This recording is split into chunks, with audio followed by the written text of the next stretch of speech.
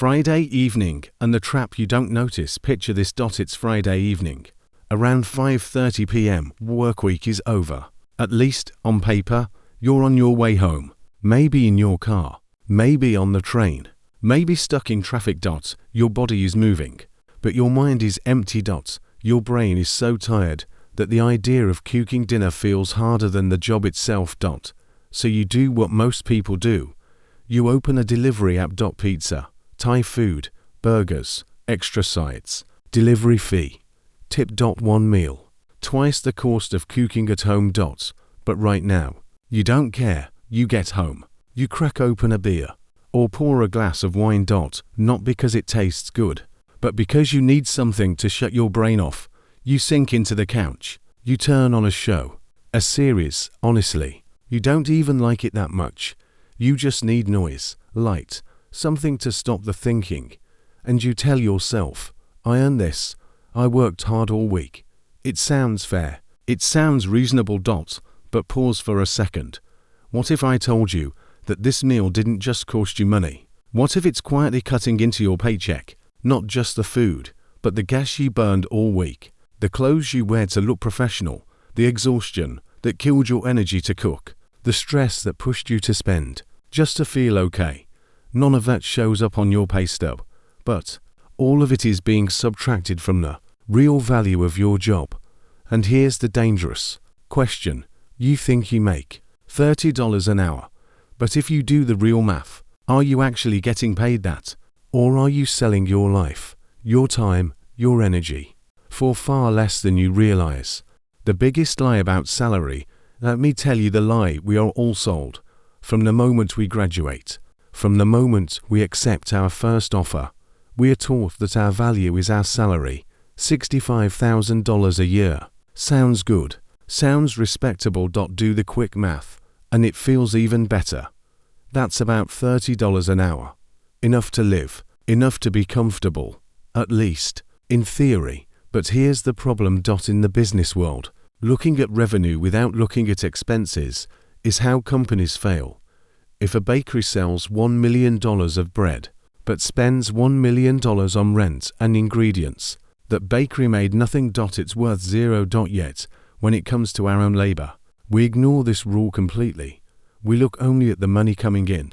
We never look at what it costs to earn that money. And the product being sold is you, your time, your energy, your focus, your life. And the cost of selling yourself to an employer is much higher than you think. So let's do something uncomfortable. Let's run a real audit, not of a company, of a person. Let's call him James. James earns $31 an hour. Before he touches that money, the government takes its cut. Federal tax, state tax, payroll tax. That $31 drops to about $20. That part isn't shocking. Everyone knows that. But this is where the real math begins. Because now we subtract the cost James pays just to have the job, the commute. Gas, car, maintenance, insurance, or maybe train passes, monthly tickets, money spent just to reach the place where he earns money. Conservatively, that's thousands of dollars a year. Then there's appearance. James can't show up in pajamas. He needs work clothes, business casual, dry cleaning, shoes that look right. That's not a lifestyle choice. That's a job requirement. And then comes the most dangerous category, the convenience tax, because James is gone all day. He buys lunch when he didn't plan to. He grabs coffee to survive the afternoon meeting. He pays for services he wouldn't need if he were home. These costs exist for one reason. The job. And finally, there's the darkest cost of all. The money James spends to numb the job. Friday night drinks, impulse trips, shopping he doesn't need, therapy sessions. This is decompression spending. It's not luxury. It's damage control. Add it all up. Taxes, commute, clothes, convenience, stress relief. And suddenly, James isn't taking home $65,000. His real, usable income might be closer to $35,000. But we're not done yet, because income alone doesn't define a wage. A wage is money divided by time. And just like we overestimate the money, We massively underestimate the time. You don't work 40 hours a week. HR will tell you, James works 40 hours a week. That's the official number. But it's not true. Not even close. Because work doesn't start when James clocks in. It starts much earlier. James wakes up early. He showers. He shaves. He irons his clothes.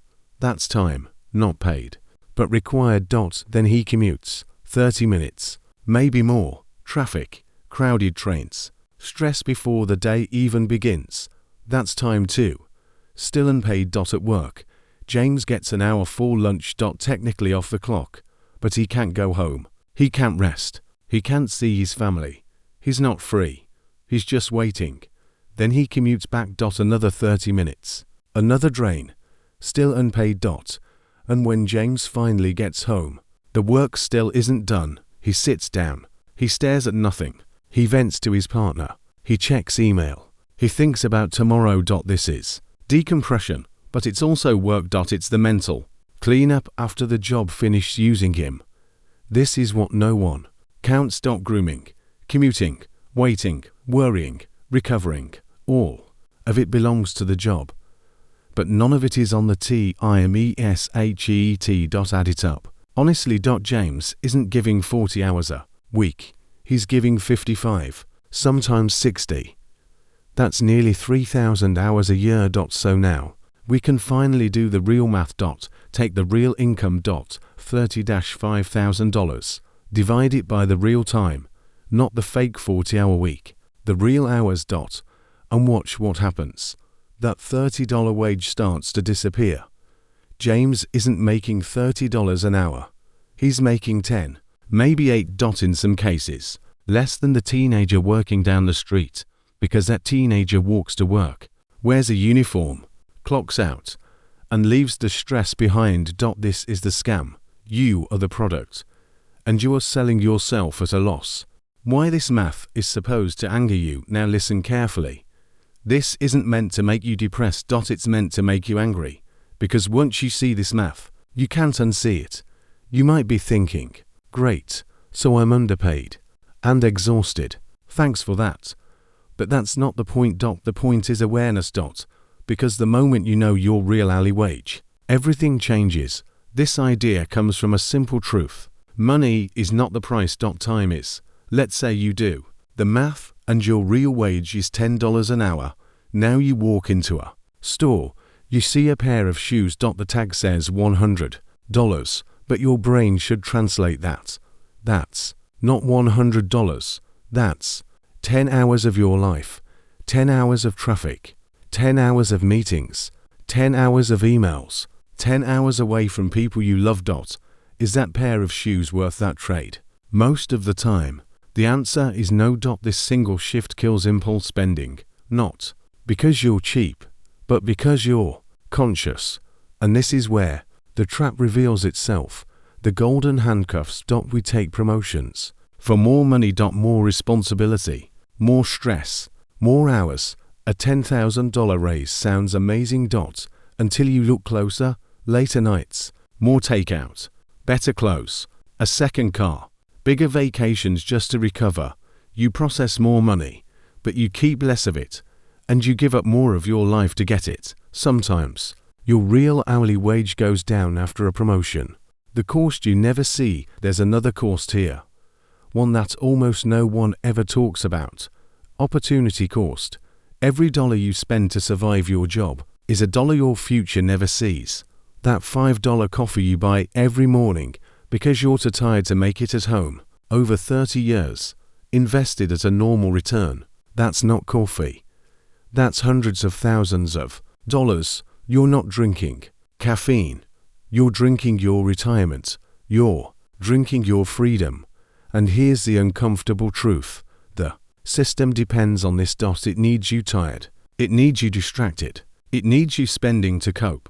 Because a person who is exhausted doesn't do math. They don't question. They just keep going. They sign the lease on the nicer apartment. They finance the nicer car. All to tolerate the job that pays for the things that make the job tolerable. It's a loop. And the loop is profitable. Just not for you. So what's the solution? No. It's not quitting tomorrow and living in the woods. That's not realistic. You have bills. The real solution is optimization, not of income, but of efficiency. Your real hourly wage becomes the metric, not how much you make, but how much you keep, and how much life you get back. How to actually break the cycle. So how do you change the equation? You stop treating your job like a paycheck. And start treating it like a business. A smart business doesn't just chase revenue. It protects margin. Your life is the business. Your margin is time and money left over to actually live. Start with the obvious. Can you work from home 2 days a week? If that saves you 2 hours of commuting and money on gas, you just gave yourself a raise. No permission required. Can you cook in bulk on Sunday? That lowers your costs every weekday. Can you stop caring about impressing co-workers with clothes you don't need? Every dollar you don't spend to work is a dollar of freedom. But the biggest change is mental. You must reframe labor, because if you make $100,000 a year, but spend $95,000 and give 80 hours a week, you are a failing business. You are running at a loss. But if you make $50,000 a year, spend $20,000, and work 30 hours a week, you are profitable. You are winning. This is where the negative realization turns into power. The number that changes everything. Here's what I want you to do. Not tonight. Not when you're exhausted. Do it on a quiet day. When your mind is clear. Sit down. Open a notebook or a spreadsheet. And run the numbers. Calculate your taxes. Estimate your commute. Be honest about food, coffee, and convenience. Don't ignore stress spending.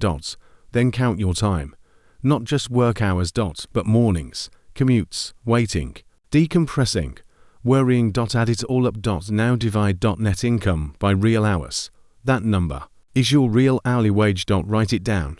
Put it on a sticky note. Put it on your credit card. So the next time you're about to buy something stupid, you see the truth. This isn't $20. This is 2 hours of my life.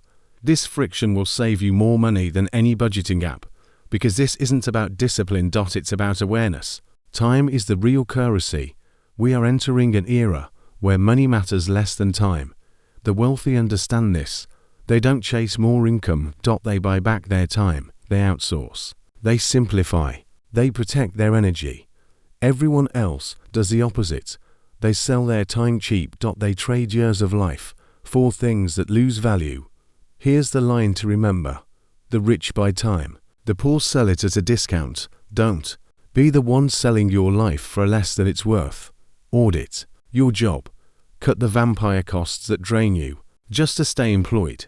Build a gap between what you earn and what you spend, because that gap is where freedom lives. If this message made you think differently, share it with someone who looks tired. We're all stuck in the same system. But once you see the math, you can't be trapped by it anymore.